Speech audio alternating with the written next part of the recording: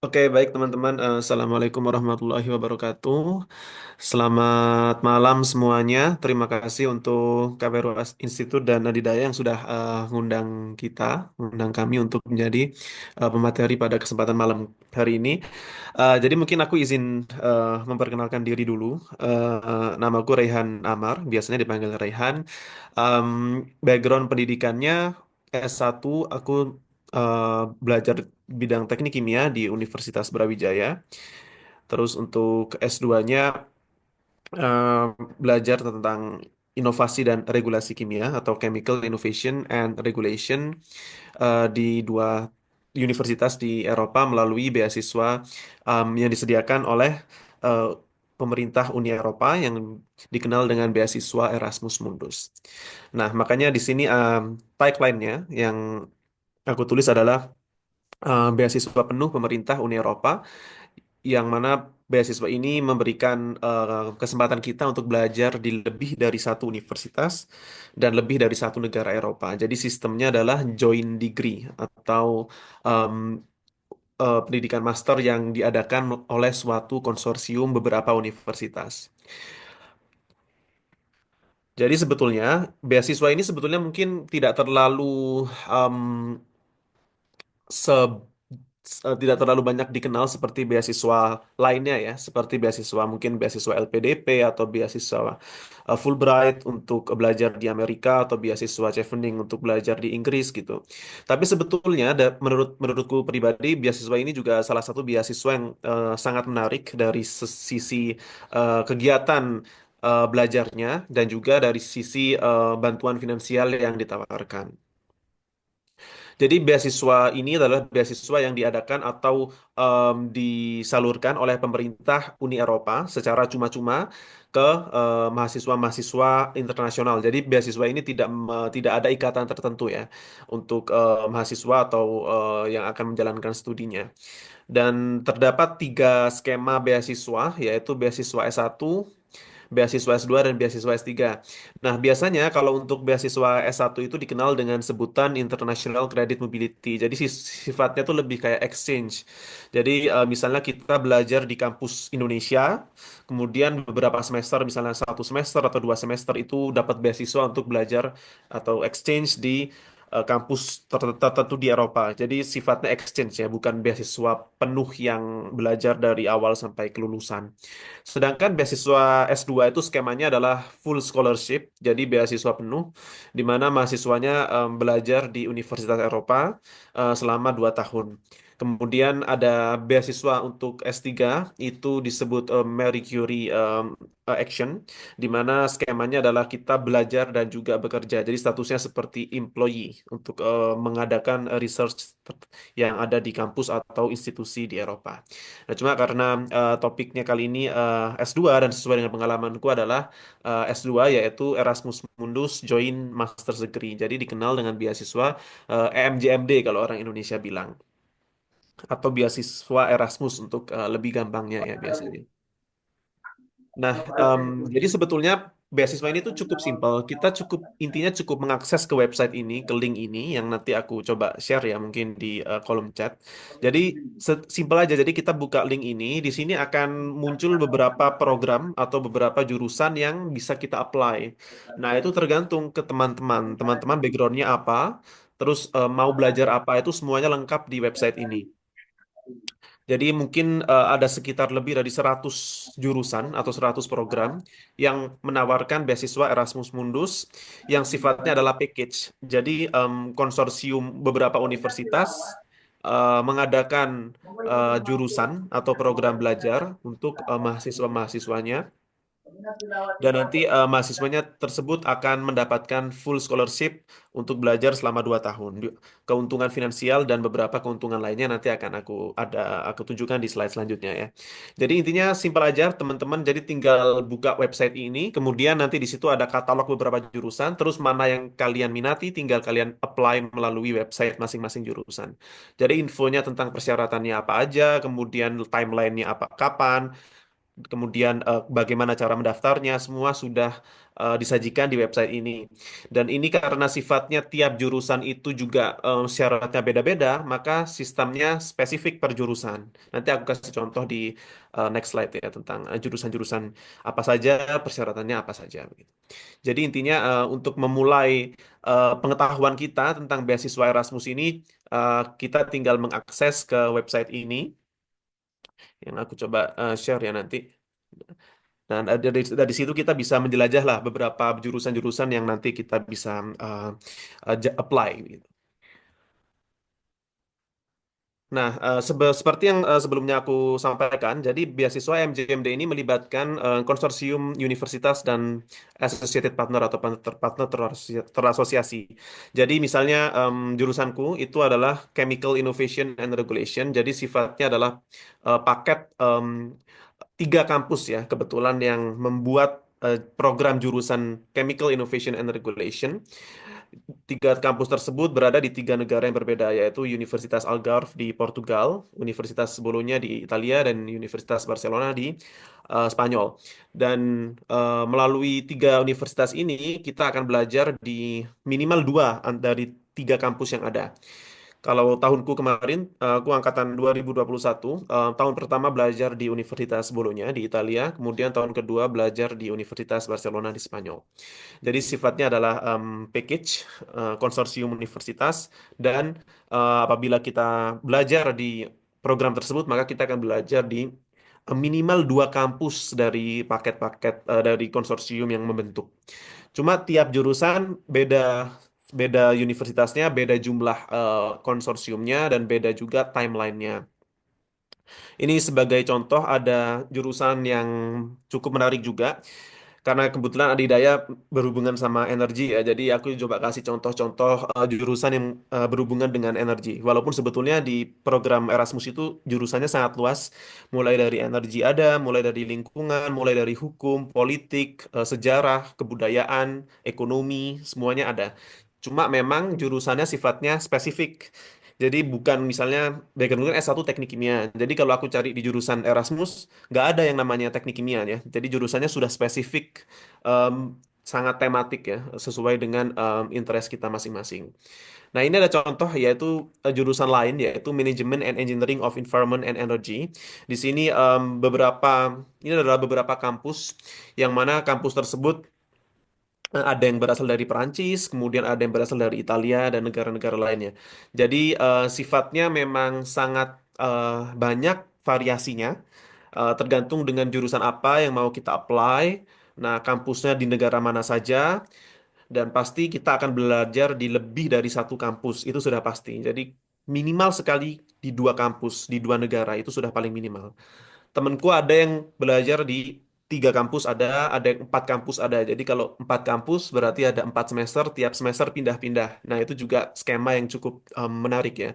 Jadi kalau kita suka traveling atau memang suka berpindah-pindah ya, menikmati negara-negara lain dengan kemampuan adaptasi yang mumpuni, program ini sangat menarik gitu.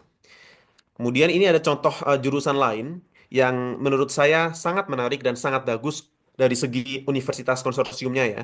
Ada jurusan yang disebut dengan Fire Safety Engineering, jadi teknik keselamatan untuk kebakaran gitu.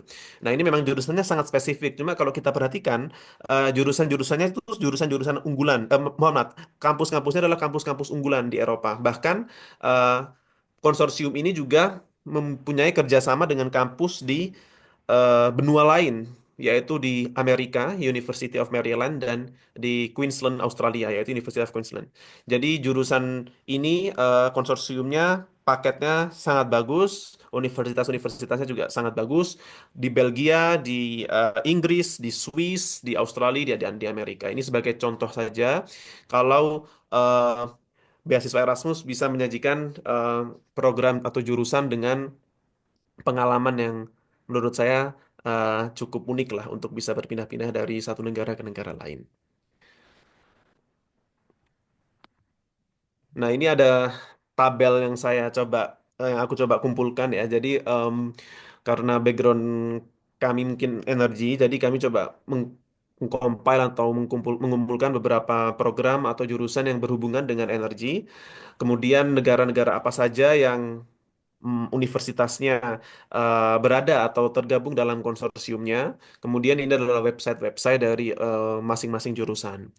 Jadi ada yang 3 negara, ada yang 4 negara. Jadi memang sangat spesifik tiap jurusan, programnya apa, kemudian kampusnya apa saja, di negara mana saja, kemudian persyaratannya apa saja, semua bisa diakses melalui website masing-masing jurusan. Dan website masing-masing jurusan itu di dirangkum di website yang tadi aku share di kolom chat ya, yaitu di EMJMD katalog atau katalog beasiswa Erasmus itu memang sudah sangat lengkap. Nah, selanjutnya mungkin yang menjadi pertanyaan adalah em, apa saja benefit atau bantuan yang disediakan oleh beasiswa Erasmus atau yang disediakan oleh pemerintah Uni Eropa, kan yang membayar adalah pemerintah Uni Eropa. Jadi pasti yang pertama adalah kita tidak perlu untuk membayar biaya kuliah atau bisa dikatakan gratis 100%. Dan gratis 100% itu sudah meliputi akses untuk menggunakan segala fasilitas di universitas dan penelitian. Jadi kita tidak akan dikenakan biaya untuk penelitian atau mengerjakan tesis. Itu misalnya kita sebagai orang teknik kimia itu maka penelitian kan pasti membutuhkan bahan-bahan ya atau misalnya membutuhkan alat itu semua sudah disediakan atau sudah ditanggung oleh em, pihak penyelenggara jurusan. Kemudian selain gratis biaya kuliah, tentunya kita juga akan memerlukan untuk biaya hidup. Nah, biaya hidup ini juga sudah ditanggung oleh pemerintah Uni Eropa. Jadi kisarannya adalah sekitar 1.400 euro per bulan, atau mungkin kalau dikonversi ke rupiah sekitar 25 juta rupiah per bulan. Nah, ini sedikit berbeda nominalnya di zamanku dulu. Kalau di zamanku dulu dapatnya 1.000 euro per bulan, lebih sedikit ya, jadi 1.000 euro per bulan. Cuma saat itu juga dikasih 3.000 euro per tahun untuk biaya transport. Ya, jadi eh, skema fundingnya sedikit diubah. Kalau tahun ini atau sudah mungkin diaplikasikan beberapa tahun yang lalu ya, itu dikasihnya adalah nominalnya 1.400 euro per bulan, tetapi tidak dikasih nominal 3.000 euro per tahun. Nah, itu jadi kalau hitung-hitungan kasarnya memang 1.400 per bulan itu kalau di total memang tetap lebih banyak ya dibandingkan dengan zamanku dulu yang dapatnya cuma 1.000 euro per bulan dan 3.000 euro per tahun. Nah, pertanyaannya kalau ditanya apakah biaya ini cukup 1.400 euro per bulan, jawabannya tergantung dengan pertama gaya hidup kita atau lifestyle kita, dan yang kedua adalah tergantung dengan di mana kita tinggal di Eropa. Kalau aku pengalaman pribadi, tinggal di kota Bologna di Italia dan kota Barcelona di Spanyol, 1.000 euro per bulan lebih dari cukup. Dalam artian mungkin aku bisa menabung sekitar 20% dari nilai tersebut. Tetapi kalau misalnya kebetulan kita mendapatkan kampus di kota-kota mahal, misalnya di Amsterdam di Belanda atau di Glasgow di Inggris, atau misalnya dapatnya di Swiss gitu ya, tentu perhitungannya lebih sedikit lah untuk bisa survive. Nah, jadi memang tergantung dengan kota masing-masing. Ada juga misalnya kota yang biaya hidupnya lebih murah, misalnya di Polandia atau misalnya di Romania atau misalnya di em, Portugal, maka karena biaya hidup di sana lebih sedikit, maka otomatis kita masih punya banyak sisa untuk menabung. Jadi tergantung dengan di mana kita tinggal dan gaya hidup kita seperti apa.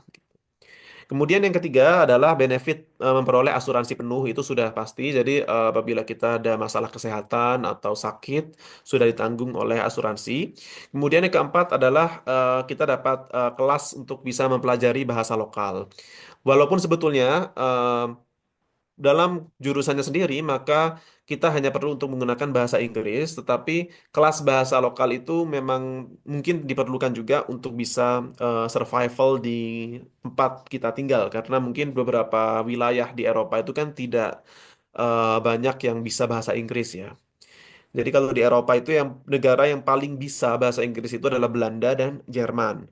Sedangkan di negara lain seperti di Perancis atau misalnya di Spanyol atau di Italia atau misalnya di Yunani itu kemampuan bahasa Inggrisnya mereka bisa dibilang cukup minimal sehingga mungkin kelas bahasa lokal diperlukan untuk bertahan hidup atau untuk bersurvival.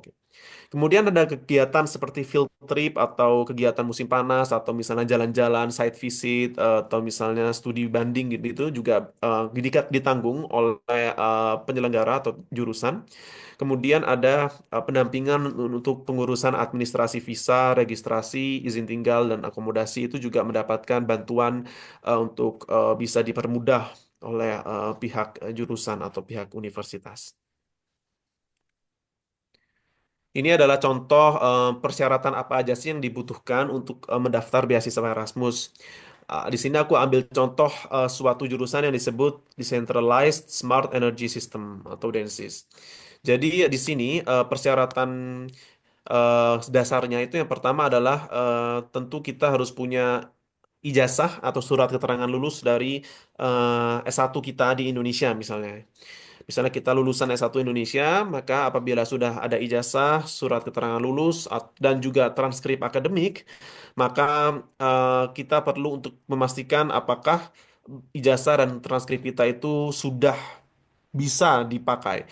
Karena ada beberapa ijazah atau transkrip akademik yang hanya mencantumkan bahasa Indonesia, itu kita perlu untuk translate ke bahasa Inggris ya, melalui penerjemah tersumpah.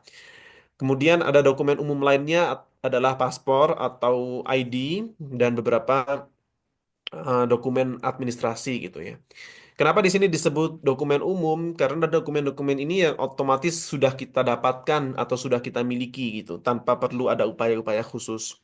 Sedangkan dokumen khusus adalah dokumen yang perlu kita siapkan dengan lebih hati-hati, lebih lebih siap begitu ya karena dokumen-dokumen khusus ini akan menjadi penilaian utama dari penyelenggara untuk menyeleksi kita. Jadi dokumen khususnya misalnya adalah CV, kemudian ada sertifikat bahasa Inggris, kemudian ada esai atau motivation letter dan surat rekomendasi.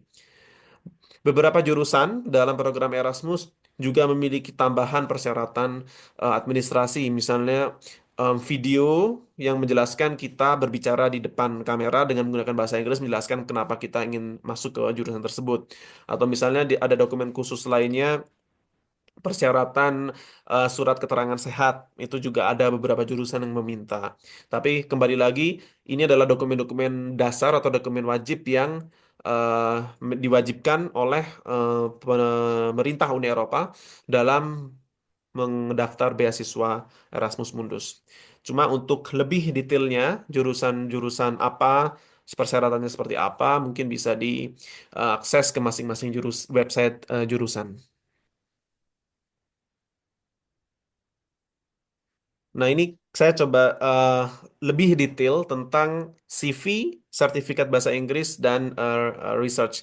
Jadi yang pertama adalah CV, teman-teman. Jadi CV ini cukup penting, atau bahkan bisa dikatakan sangat penting ya untuk mendaftar beasiswa manapun sebetulnya, beasiswa apapun. Karena di dalam CV tersebut sangat jelas apa yang sudah kita lakukan selama hidup kita gitu ya. Mulai dari pendidikan kita, education kita itu bisa dicantumkan mulai SMA saja, SMA dan S1 kita tampilkan GPA kita atau IPK kita, kemudian mungkin tema skripsi kita bisa kita tulis di situ. Itu di poin CV. Kemudian kita tulis juga di experience kita atau pengalaman-pengalaman kita, pengalaman magang kita, pengalaman kerja kita, itu juga sangat diperlukan ya. Juga poin-poin apa saja, fungsi apa saja yang kita jalankan selama bekerja itu juga perlu untuk ditulis. Juga misalnya kita ada kegiatan sosial atau kegiatan amal, itu juga bisa ditulis. Kemudian kegiatan-kegiatan lainnya, misalnya kita pernah mengikuti workshop atau conference atau seminar atau apapun itu juga bagus untuk ditulis. Tapi perlu ditekankan juga kita harus pandai-pandai untuk memasukkan apa saja kegiatan yang kita rasa cocok untuk ditulis ya. Kalau misalnya kegiatan tersebut tidak terlalu relevan dengan apa yang kita inginkan di masa depan atau apa yang kita daftar ya, jurusan apa yang kita daftar, maka sebaiknya tidak ditulis. Misalnya em, misalnya kita mendaftar jurusan tentang misalnya saya gitu ya mendaftar jurusan teknik kimia atau chemical innovation cuma kita misalnya ada pengalaman dulu pernah misalnya pernah lomba azan gitu itu kan tentu tidak relevan ya untuk mereka mengevaluasi jadi pandai-pandai untuk bisa mengemas CV kita supaya sangat meyakinkan dan bisa menjual gitu. Kemudian poin yang kedua adalah sertifikat bahasa Inggris. Itu juga sangat penting untuk bisa menilai kemampuan atau kualitas komunikasi dalam berbahasa Inggris ya.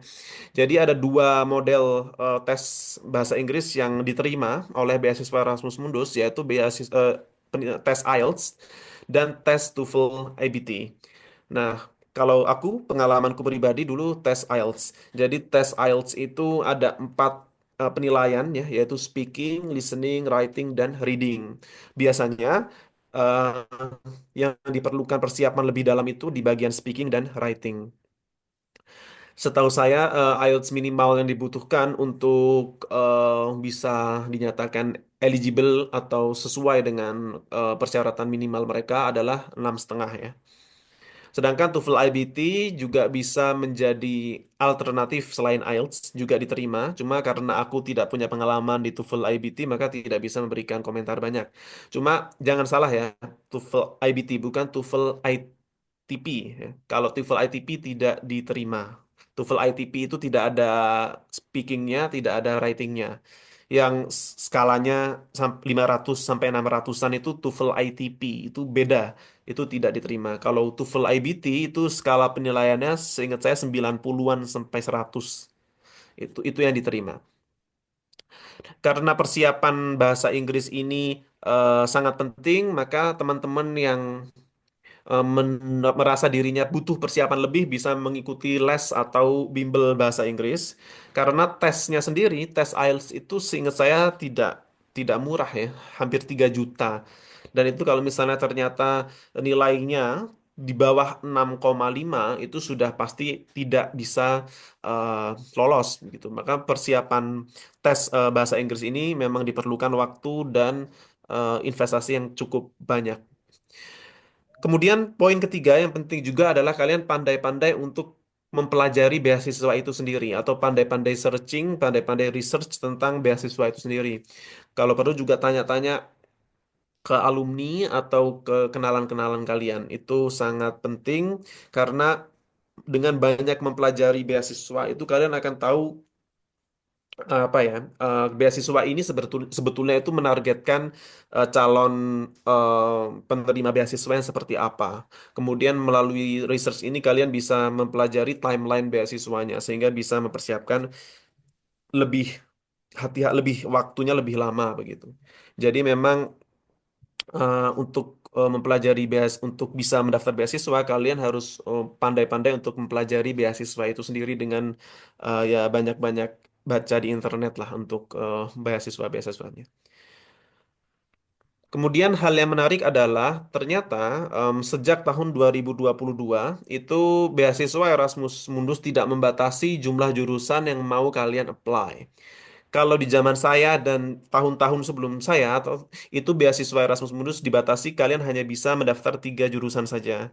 Namun sejak tahun 2022, beasiswa Erasmus Mundus tidak membatasi. Jadi misalnya ada 160 jurusan, itu ya kalian misalnya mau ya bisa apply ke 160 jurusan itu.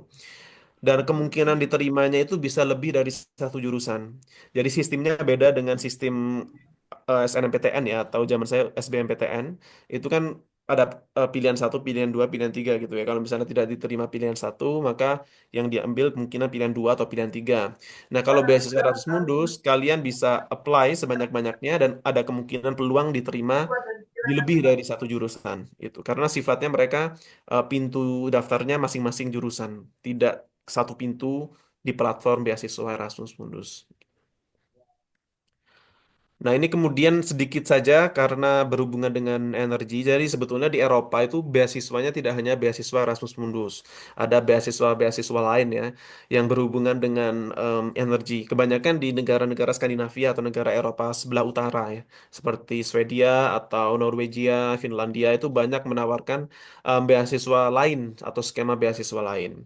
Nah, ini ada beberapa jurusan yang berhubungan dengan energi yang cukup menarik juga untuk bisa didaftar atau di-apply dan lokasi universitasnya juga bervariasi. Jadi skemanya sebetulnya hampir sama dengan beasiswa Erasmus Mundus, cuma bedanya ini lebih fokus ke bidang energi gitu. Jadi ada banyak program master di negara Nordik yang sebetulnya juga cukup menarik untuk dipertimbangkan selain beasiswa Erasmus Mundus. Namanya adalah program Joint Nordic Masters. Ya mungkin terakhir aja, mungkin teman-teman juga sudah pada tahu kalau belajar di negara Eropa itu akan menjadi suatu pengalaman yang sangat sibuk ya. Yang pertama sibuk belajar, yang kedua adalah sibuk traveling. Karena negara Eropa itu ada sekitar 26 atau 27 negara dan mereka bisa diakses dengan sangat mudah tanpa perlu adanya visa. Jadi kalau kalian sudah ada resident permit atau paspor yang memiliki visa negara Eropa, maka dengan mudah bisa mengunjungi negara lainnya dan jarak mereka itu cukup berdekatan, bisa diakses hanya dalam hitungan jam menggunakan bis kereta api. Jadi mulai bermain salju, mulai menikmati kastil-kastil zaman pertengahan, kemudian mau menikmati pantai, pegunungan, atau bahkan bisa ke peninggalan-peninggalan kerajaan zaman dulu itu semuanya bisa dinikmati di Eropa. Ini mungkin sebagai motivasi kalau belajar di Eropa itu mungkin akan cukup menyenangkan dengan pengalaman bisa mengunjungi beberapa negara di sana. Ya, mungkin dari saya demikian, Mas Renal. Oke, terima kasih banyak Mas Rehan Amar atas pemaparan materinya yang sungguh informatif dan inspiratif pastinya. Saya juga pengen nyobain Erasmus Mundus nih. Semoga ilmunya dan pengalaman yang telah Mas berikan bisa menjadi wawasan baru buat kita semua ya. Jadi izin merangkum lah apa yang sudah Mas Rehan ini sampaikan. Jadi tema seminar ini tuh tentang beasiswa Erasmus Mundus, hibah penuh dari Uni Eropa untuk mahasiswa internasional. Beasiswa ini memungkinkan studi di beberapa negara Eropa sekaligus yang tadi tidak bahkan tidak terbatas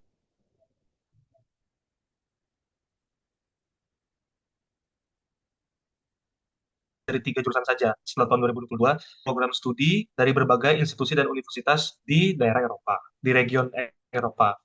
Dan apa yang sudah dapatkan bakal dapat tunjangan sekitar 1.400 euro per bulan, tapi ini sudah 1.400 saja per bulan, asuransi penuh kelas bahasa lokal, serta pendampingan visa dan akomodasi. Tapi ada beberapa juga syarat yang harus kita penuhi, ya ini adalah ijazah, transkrip nilai, paspor, CV, sertifikat berbahasa Inggris, bisa IELTS 6,5 plus plus, dan atau TOEFL IBT. Dan surat rekomendasi, dan jika diperlukan, juga surat keterangan sehat jika diperlukan. Nah, selanjutnya kita akan beralih ke pemateri kedua, yakni Mas Rizky Agung Natautama, yang akan menjadi pemateri berikutnya, yang tidak kalah menarik juga nih, beasiswa yang dari dalam Indonesia sendiri, PMDSU. Sebelum kita mulai, saya izin mengingatkan lagi kepada peserta untuk mengenakan virtual background dan on cam jika tidak berhalangan.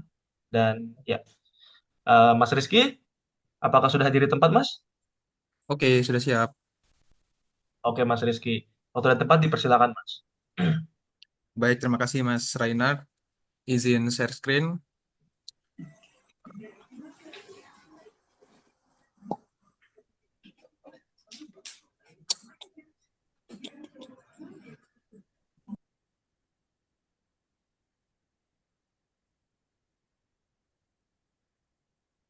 Baik, Eh, Assalamualaikum warahmatullahi wabarakatuh. Selamat malam, teman-teman semua.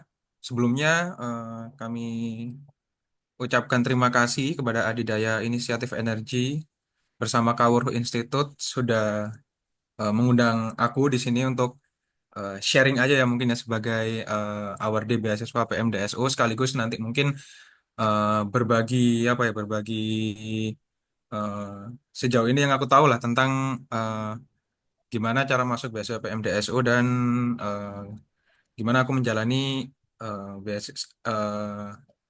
life as awardee PMDSU gitu. Jadi pertama-tama beasiswa PMDSU sendiri ini merupakan dari singkatannya itu merupakan program magister menuju doktor untuk sarjana unggul yang intinya adalah sebagai berikut, yaitu merupakan program percepatan sarjana di mana nanti dalam waktu 4 tahun teman-teman yang diterima sebagai mahasiswa PMDSU ini bisa mendapatkan gelar magister sekaligus doktor. Terus kayak kenapa, apa sih latar belakangnya, kenapa kok eh, pemerintah ini menghadirkan beasiswa PMDSU seperti itu? Nah, itu karena jumlah dokter di Indonesia itu masih kurang. Tahu dari mana, Mas? Tahu dari statistik aja sih sebenarnya sih. Jadi kayak di Indonesia sendiri ini sekarang 0,03% dari penduduk produktif ini adalah dokter. Sedangkan negara maju itu rata-rata memiliki 9% dokter. 9% kayak rasio dokter terhadap hmm, jumlah penduduk produktif seperti itu. Oleh karena itu, di sini pemerintah menghadirkan beasiswa PMDSU ini supaya teman-teman yang memang tertarik, supaya bisa menarik eh, teman-teman untuk masuk ke program ini seperti itu. Nah, berikut beberapa perguruan tinggi yang merupakan host gitu, apa berarti ya, perguruan tinggi yang menyelenggarakan beasiswa PMDSU. Ya, teman-teman lihat di sini cukup banyak sebenarnya. Dan ya di bagian Indonesia kayak Jawa Timur, Jawa Tengah, Jawa Barat dan lain-lain, dan Sumatera itu insya Allah perguruan-perguruan tingginya sudah pernah lah jadi penyelenggara beasiswa PMDSU. Beasiswa PMDSU sendiri ini sudah ada dari tahun 2013. Ya, bisa dilihat di sini di mana setiap tahun itu cenderung eh, mengalami peningkatan penerima ya. Jadi kuotanya insya Allah di sini terus bertambah. Nggak tahu ini nanti eh, dampak efisiensi. Ya semoga tetap jumlahnya, at least jumlahnya tetap ya. Semoga ya. Jadi ya dapat diamati sendiri di sini teman-teman dari tahun 2013, 15, 17, terus 2003 dan terakhir kemarin di batch 8 tahun 2024 itu PMDSU menerima 200 awardee seperti itu. Nah, ini nih yang coming soon untuk PMDSU batch 9, di mana di PMDSU batch 9 ini berdasarkan informasi yang saya dapatkan di website ya. Jadi mereka akan buka PMDSU reguler. PMDSU reguler ini ya yang biasa, yang dimana kalian 4 tahun itu nanti eh, akan akan menjalankan program ini di perguruan tinggi dalam negeri. Nah, ini nih ada yang baru yaitu PMDSU Joint Degree. Nah, tadi juga sempat dibahas di apa namanya di materi Mas Rehan ya. Jadi intinya ini tuh kalian bisa sekolah tapi nggak cuma di eh, satu universitas gitu. Nah, kalau di PMDSU ini case-nya di sini teman-teman bisa menjalankan pendidikan jenjang magister dan doktor di perguruan tinggi penyelenggara PMDSU dalam negeri sekaligus perguruan tinggi mitra joint degree luar negeri, di mana maksimal durasi di perguruan tinggi yang ada di luar negeri itu 2 tahun.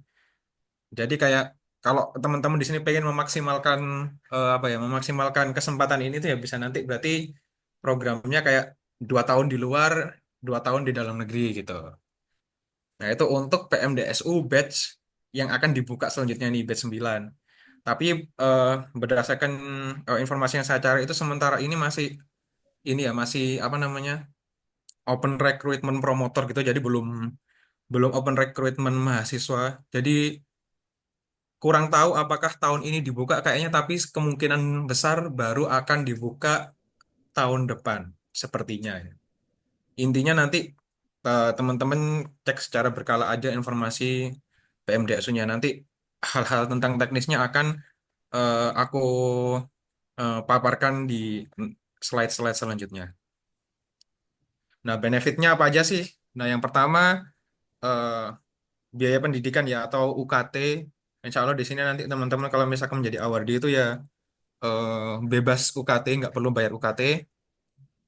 Kedua ada hibah riset, di mana ini nanti eh, besarannya di sini sudah ada ya di panduannya. Ini saya materinya ngambil dari panduan file panduan beasiswa PMDSU begitu.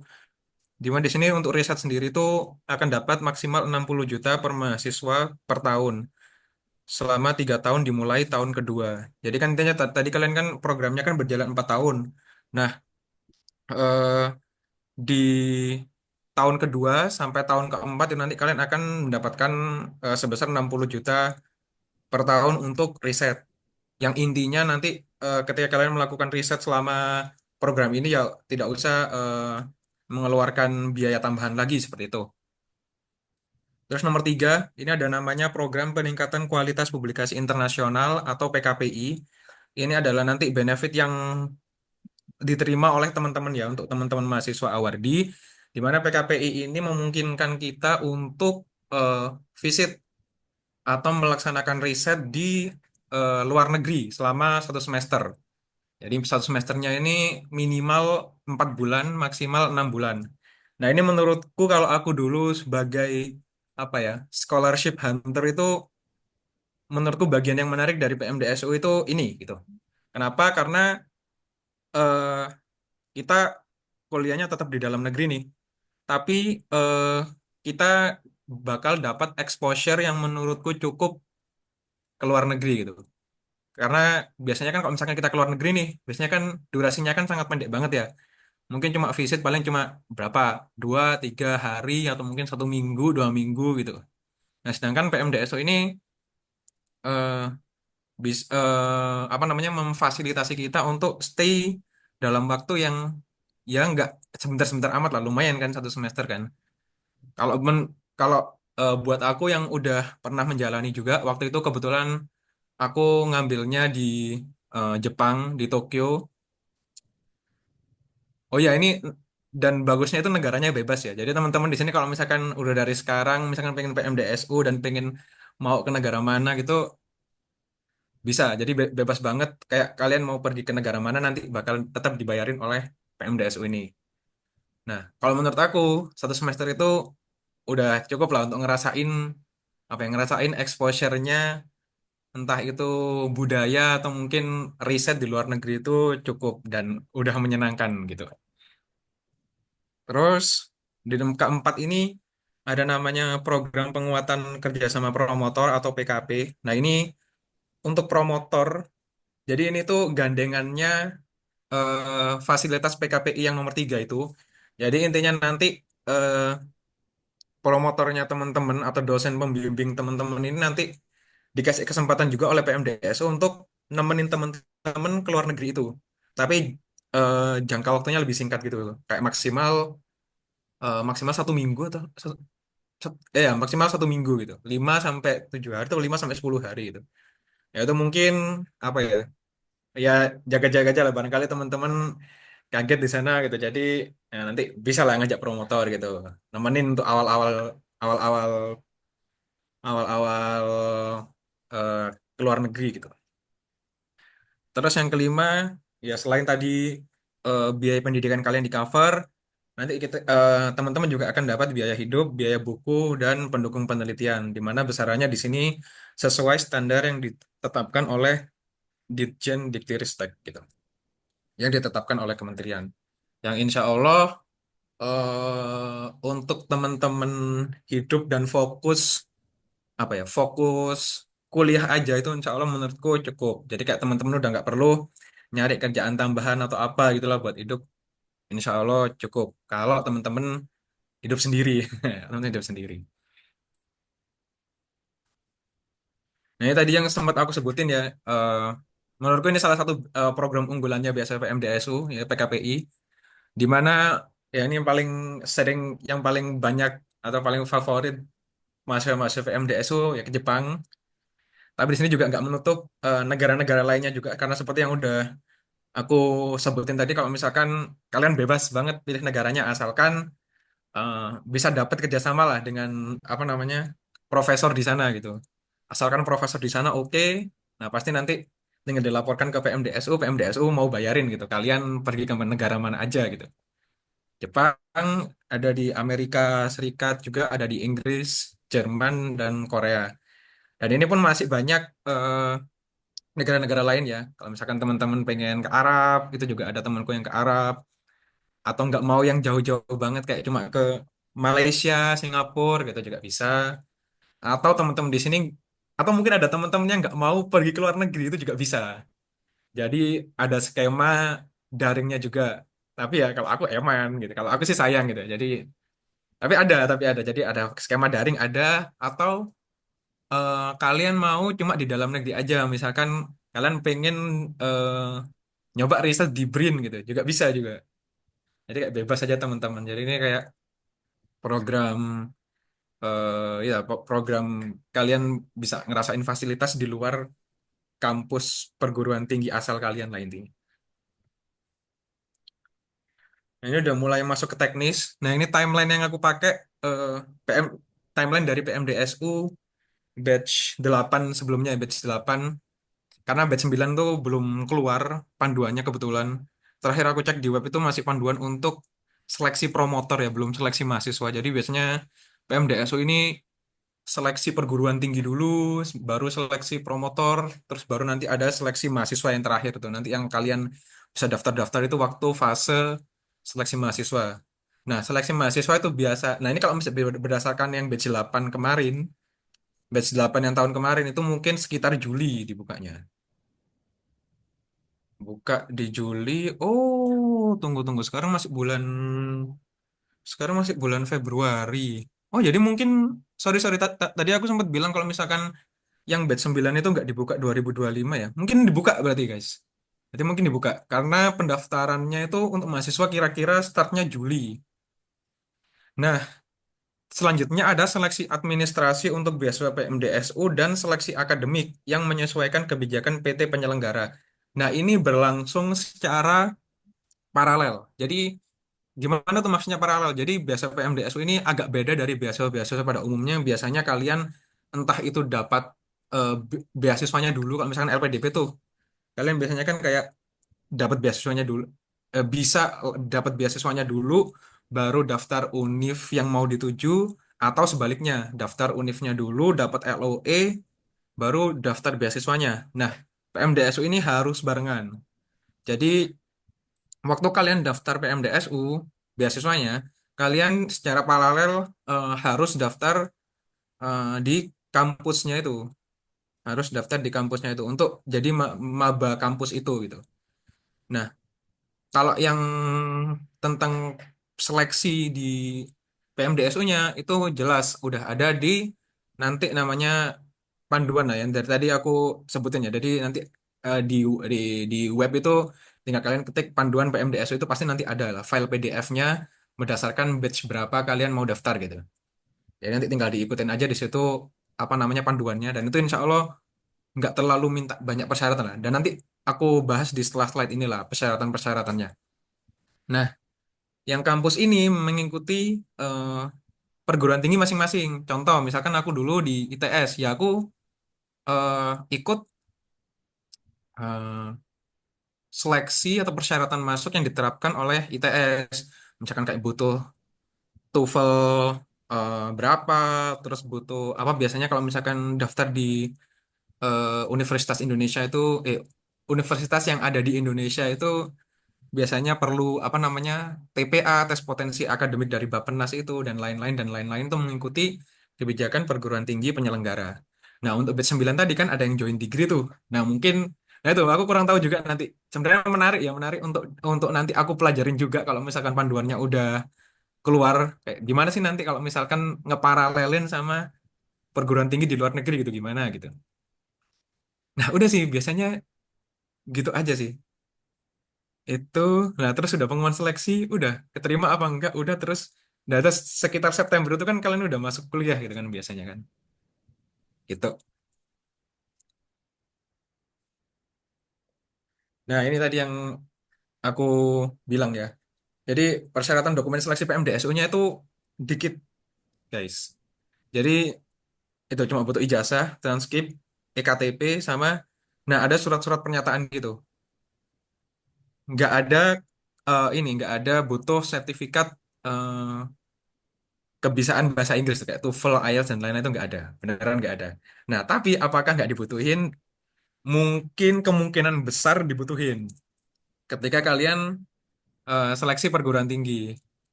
Nah, ini Mbak tadi nyolong dikit ya dari PPT-nya Mas Rehan ya. Ya, kurang lebih eh, mirip-mirip lah. Nanti kalian mungkin dimintain CV, dimintain motivation letter, dimintain research plan, kayak gitu-gitu. Terus juga mungkin mempersiapkan juga sertifikat kemampuan bahasa Inggris. Terus ya kayak gitu-gitu. Itu tergantung perguruan tingginya. Dan mungkin, nah tadi kan ini kan per poinnya udah dijelasin sama Mas Rehan tuh. Nah, jadi aku nggak perlu detail lagi menjelaskan, tapi intinya jelas butuh tetap butuh persyaratan-persyaratan ini, walaupun untuk daftar beasiswa PMDSU-nya persyaratannya nggak terlalu banyak gitu. Nah, ini selanjutnya do's and don'ts-nya.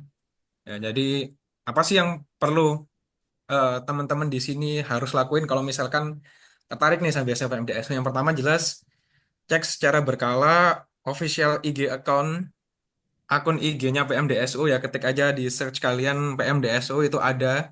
Makanya kalau teman-teman di sini dari ikut webinar ini sudah tertarik bisa di follow sekarang karena dulu zamanku belum ada akun IG-nya jadi eh, untuk cari informasinya itu susah banget PMDSU ini. Udah gak terkenal susah lagi cara nyari informasi beasiswanya ya.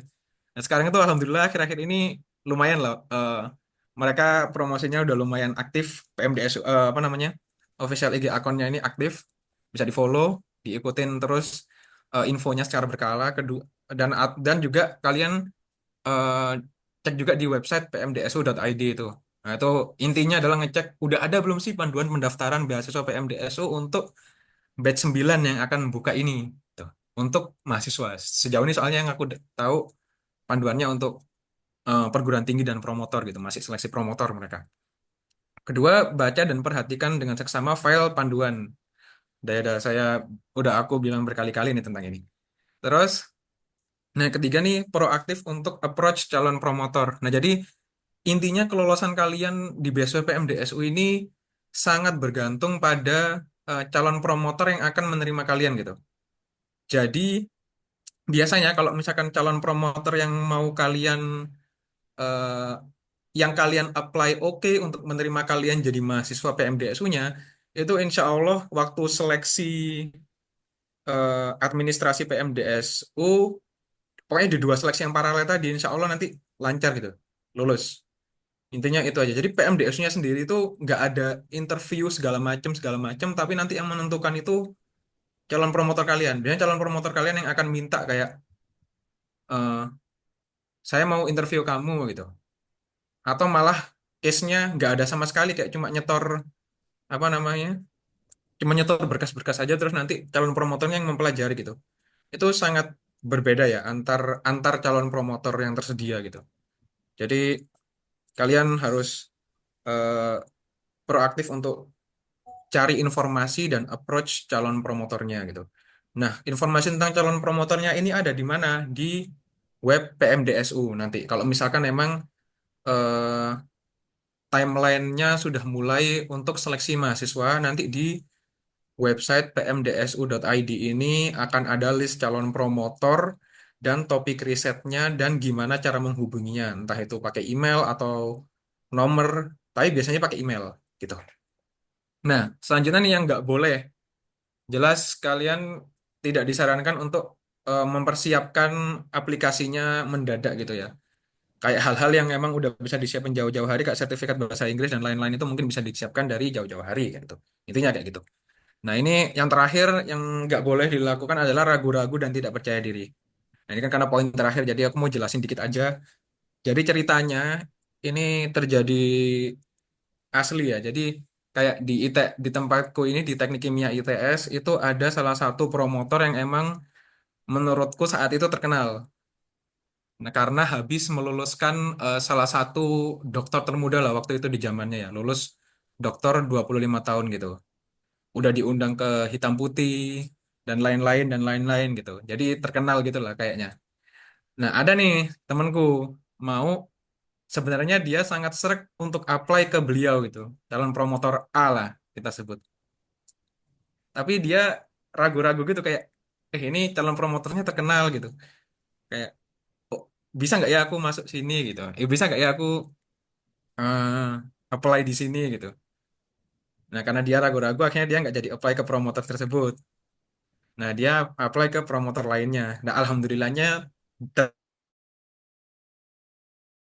di satu jurusan gitu. Tapi ternyata calon promotor yang nggak jadi dia apply tadi itu nggak ada yang daftar. Jadi sampai kita keterima, terus kita kayak tanya-tanyaan gitu kan. Kamu anaknya siapa gitu? Anaknya siapa itu maksudnya kayak anak bimbingan dosen siapa gitu. Aku anak dosen bimbingan B, C, D. Terus kita nanya, loh, nggak ada yang jadi anak bimbingannya dosen A kah gitu. Bukannya kemarin beliau apa namanya ada di list calon promotor juga. Itu kayak gitu. Jadi intinya kayak eh ya jangan jangan ragu-ragu lah pokoknya. Jadi eh, kalian kalau misalkan yakin ya udah langsung di-apply dan kalian berusaha maksimal untuk memenuhi kriteria yang diinginkan calon promotor eh, kalian tadi itu.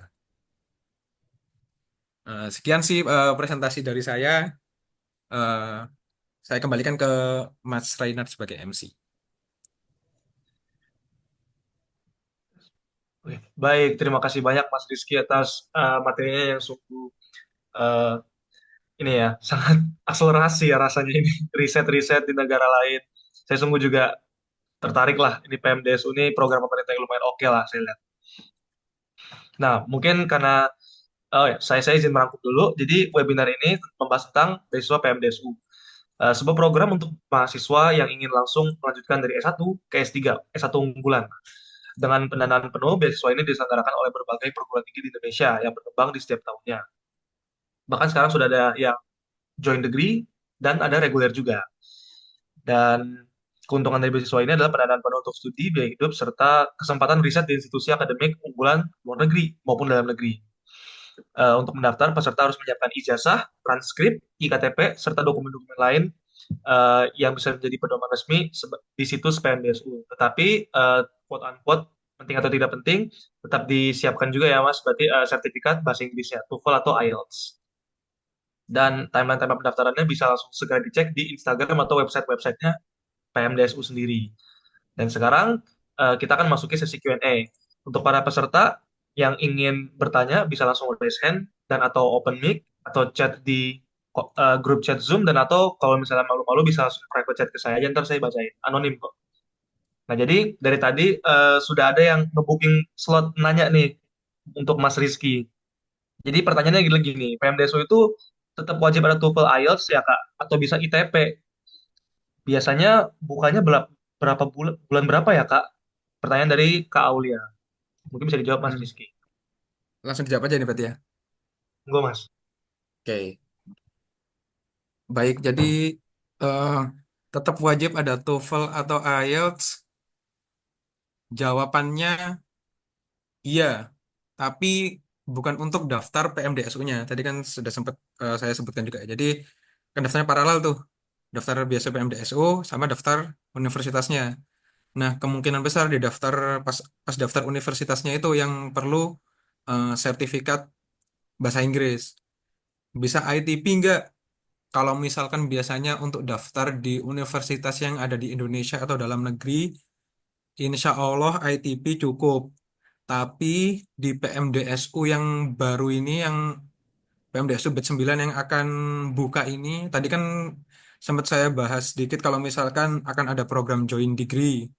Nah, kalau misalkan ke negara-negara Asia, sepertinya pakai TOEFL ITP itu ada yang cukup. Tapi kalau teman-teman pengen join degree-nya eh, ke negara-negara Eropa seperti itu, ya mungkin akan butuh IELTS. Nah, itu kurang lebih nanti, kurang tahu detailnya seperti apa. Makanya nanti teman-teman tetap pantau aja lah, kayak panduan terbaru gitu, panduan beasiswa PMDSU terbaru lah. Terus ini tadi ada pertanyaan lanjutannya tuh ya, biasanya buka bulan berapa? Ya, betul. Biasanya buka kalau misalkan PMDSU batch 8 yang tahun 2024 kemarin itu bukanya bulan 7. Jadi mungkin dari Juni ya dari Juni bisa terus dipantau sih. Atau dari sekarang-sekarang juga kalau iseng-iseng ya lihat aja web PMDSU. Ya, ya itu at least follow follow IG-nya aja deh, follow IG-nya. Nanti pasti insya Allah update lah. Udah Mas Rainer. Oke, terima kasih Mas Rizky atas jawabannya. Untuk dari Kak Alia, Mbak Aulia, apakah ada pertanyaan lanjutan atau sudah clear Mas Rizky menjawabnya? Oke, sudah clear berarti ya. Nah, sekarang saya izin melanjutkan pertanyaan dari eh, Mbak Zara Atta Azahra KN. Mau bertanya, pihak promotor itu dari universitas tujuan atau bagaimana ya Kak? Ini pertanyaan cocoknya mungkin ke Mas Rizky. Bisa dijawab? Oke. Ya tadi aku kurang ini ya, kurang kurang jelasin, sorry kurang jelasin tentang yang promotor-promotor ini. Jadi ya pihak promotor itu nanti dari universitas tujuan. Jadi eh nanti bakalan ada list. Tunggu ya. Enggak deh. Pokoknya nanti eh kalau misalkan emang eh timelinenya sudah mulai, timeline seleksi beasiswa PMDSU-nya udah mulai, nanti itu bakalan ada list calon promotor yang open gitu loh untuk kalian apply gitu. Ada di website PMDSU itu tadi. Nah, calon promotornya itu sekaligus nanti menentukan kalian tuh kuliah di mana sih gitu. Jadi kalau misalkan pertanyaannya pihak promotor itu dari universitas tujuan, ya benar. Tapi kalian nggak bisa milih gitu, nggak bisa, sorry sorry sorry, nggak bisa menentukan sendiri calon promot, gimana ya? Nggak bisa bikin sendiri list calon promotor gitu. Kayak misalkan eh aku mau kuliah di mana ya? Misalkan mau kuliah di ITS, mau jadi muridnya Prof A misalnya kayak gitu. Dari jauh-jauh hari udah kayak gitu. Tapi ternyata dari jauh-jauh hari kayak gitu. Tapi ternyata Prof A ini nggak buka apanya apa namanya nggak available sebagai calon promotor beasiswa PMDSU ketika batch kalian buka ya kalian nggak bisa apply ke Prof A tadi. Jadi yang kalian ya bisa apply ke prof lainnya yang memang saat itu buka untuk eh, dilamar oleh mahasiswa PMDSU gitu kurang lebih. Apakah dapat dipahami ya? Kurang lebih gitu sih Mas Rainer. Eh, Oke, mungkin izin bertanya balik kepada Kak Zara, apakah pertanyaan sudah terjawab atau masih ada pertanyaan lanjutan? Mungkin bisa diklarifikasi. Oke, sudah terjawab dari Mas Rizky. Ini Mas ada kayaknya ada nanya lagi nih untuk Mas Rizky. Jadi, Kak mau nanya, beasiswa PMDSU apakah ada batasan umur? Ini bisa dijawab nih Mas. Bentar ya lihat lihat panduan ya. Lupa aku. Iya. Tahunku aku kan daftar aku kan awardee beasiswa PMDSU batch 6. Waktu batch 6 itu seingatku ada sih. Kalau nggak salah 27 tahun. Tapi tunggu ya, aku cek yang batch 8 tuh terakhir ada nggak gitu. Tunggu bentar banget 2 menit. Aduh, nggak lagi aku buka lagi. Bentar ya, sabar ya. Biar sekalian menjawab nih. Ada nggak ya usia ya, batas usia ya. Mekanisme seleksi. Oh, ada ternyata. Usia tidak lebih dari 24 tahun untuk lulusan non-profesi dan 27 tahun untuk lulusan profesi pertanggal. Oh, oke. Jadi intinya kalau misalkan kalian lulusan S1 itu maksimal yang bisa apply itu 24 tahun. Kalau kalian apa namanya? Ambil profesi itu maksimal 27 tahun. Ambil profesi itu contohnya kalau misalkan apa ya? Dokter gitu kali ya. Dokter itu kan ada profesinya dulu gitu. Atau apa ya? Ya ada juga sih keprofesian kalau misalkan teknik kan kayak insinyur gitu. Nah, itu batasnya 27. Tapi kalau misalkan normal, kalian lulusan S1 ya maksimal 24 tahun. Nah, ini Mbak Aulia juga udah balas nih di chat juga. Ya, makasih Mbak. Kayak udah Mas Reinhard. Oke, untuk eh, Mas atau Kak John Wilson, apakah sudah menjawab tadi pertanyaannya? Sudah menjawab lah ya mestinya. 24 tahun itu dan 27 tahun untuk keprofesian. Dan Betul. sekarang ada pertanyaan lagi dari Kak Putri. Kak mau nanya, apakah beasiswa PMDSU ada batasan IPK? Nah, ada nggak nih, Mas? Berarti dari S1 Ada. nih konteksnya, atau bagaimana nih konteks Ada, dari... tapi beda-beda berdasarkan akreditasi dari UNIF ya. Detailnya bisa dibaca nanti di panduan beasiswa PMDSU sendiri, tapi karena ini ada pertanyaan di forum ini, jadi bolehlah dijawab dikit. Jadi 3,25 kalau misalkan PT asal dan prodi asalnya A, IPK-nya minimal 3,5. Kalau misalkan perguruan tinggi akreditasinya B, prodinya A, dan seterusnya. Nanti bisa dicek sendiri lah. Tapi range range batasan IPK-nya itu antara 3,25 sampai 3,8.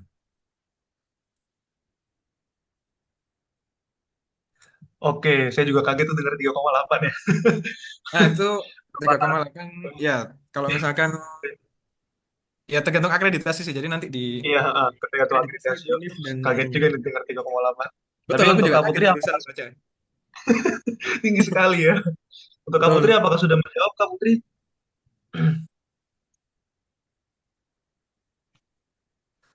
Oke, sudah menjawab. Nah, ini ada pertanyaan lagi dari Kak Aulia. Kakak dari Kauro sendiri nanti dibuka bimbingan nggak Kak buat persiapan beasiswa PMDSU? Hehehe. Waduh. Bisa dijawab nih mungkin Mas-mas dari Mas Rizky dan dari Kauro Institute.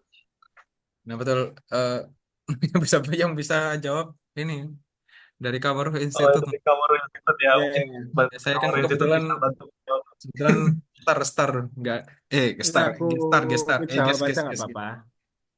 Jadi nanti masalah bimbingan itu bisa kita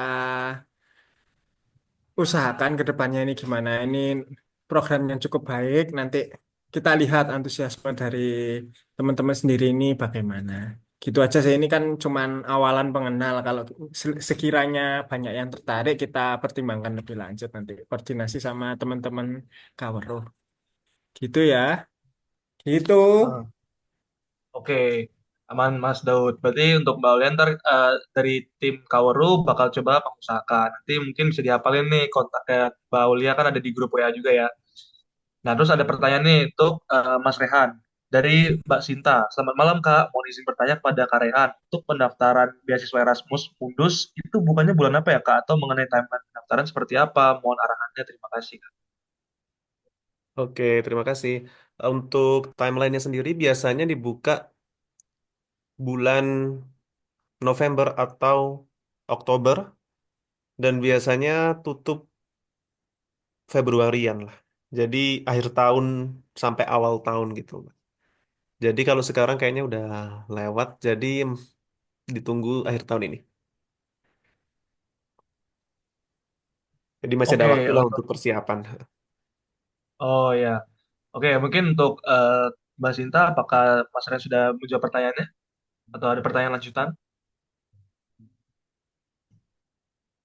Oke, berarti sudah menjawab Mas Ren. Mungkin buat teman-teman yang lain, jika masih ada yang ingin bertanya, kita tunggu sampai 2026. Jika tidak ada yang bertanya, mungkin kita bisa langsung ke sesi berikutnya.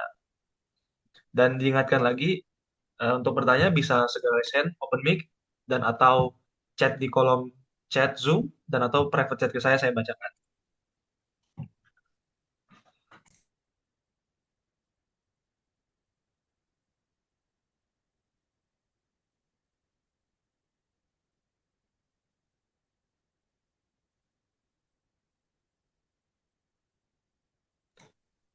Mungkin karena lagi kosong nih, saya izin tanya aja kali ya mungkin ke Mas Rehan. Karena kebetulan saya juga penasaran nih Mas, kuliah di Eropa dengan beasiswa Erasmus.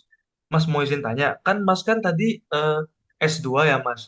Mau nanya Mm-mm. lingkungan riset di S2 di universitas-universitas di Eropa Mas, itu kayak gimana Mas? Culture risetnya Mas. Oke, jadi kebetulan aku researchnya itu di Universitas Barcelona untuk tesis Hmm. ya. Jadi researchnya itu memang 6 bulan terakhir lah dari atau semester keempat itu untuk tesis dan berdasarkan pengalamanku memang santai, relatif orang orang Eropa relatif santai, tidak suka ngasih pressure. Em, tapi ya kita sebagai mahasiswa jadi tahu diri sendirilah kalau lingkungannya Ya, sudah seperti itu kita juga tentu harus bisa apa ya betul juga. menyesuaikan dengan harus sadar diri juga ya nggak mungkin kita juga nyantai-nyantai karena kalau misalnya kita apa molor atau nggak lulus kan juga selanjutnya biayanya dari kita sendiri kan karena cuma apa dari Oh, beasiswanya cuma 2 tahun. Tapi secara umum riset mereka em, untuk lingkungan sendiri santai em, dan mereka cukup em, ambisius untuk berpartisipasi di conference atau oh, em, conference.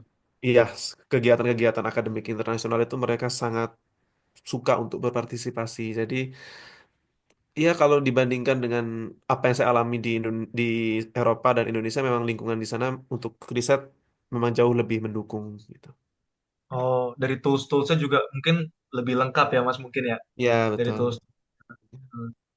Oh, konferensi gitu berarti kayak ke Eropa tuh mungkin EN gitu ya Mas, EOTA kayak gitu mungkin ya Mas Ya, konferensinya. jadi untuk kemarin sendiri juga sempat aku diajak untuk ikut conference walaupun di Barcelona ya, maksudnya nggak sempat keluar negara lain, tapi mereka juga sangat open untuk melibatkan mahasiswanya conference dan untuk submit paper juga. Jadi walaupun kemarin aku researchnya cuma 6 bulan, dari dosenku sendiri juga dianya sangat aktif untuk submit paper dan alhamdulillah bisa tembus juga. Oh, tembusnya kayak Elsevier, ResearchGate gitu Mas atau Iya, apa tuh Mas? kemarin dapat Oh, Elsevier. gitu. Oh, Hmm. wah berarti Jadi sama memang, nih apa iya, masuk ke Erasmus bisa bikin paper, masuk ke PMDSU bisa bikin paper juga nih. Ya kurang lebih gitu. Mungkin karena sudah tidak ada yang bertanya lagi, saya izin melanjutkan ke sesi berikutnya, yaitu adalah sesi dokumentasi yang akan dilakukan oleh tim dokumentasi. Mungkin dipersilakan tim dokumentasi.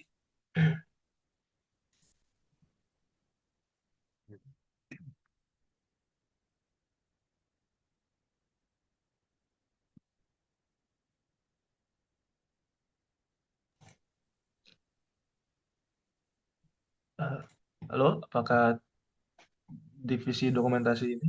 Oh ya, tak lupa mengingatkan juga bahwasannya ada link absensi bisa segera diisi buat para peserta untuk nanti buat jadi data rekap.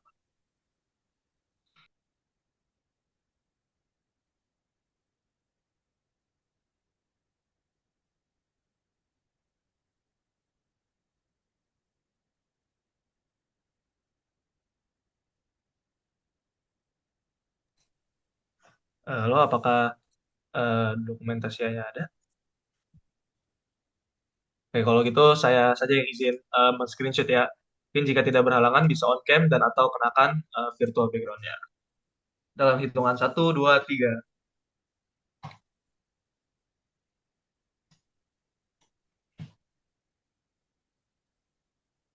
Oke, mungkin kita eh, bisa ganti gaya ya teman-teman. Nah, saya persiapkan lagi screenshot-nya. Oke, satu, dua, tiga.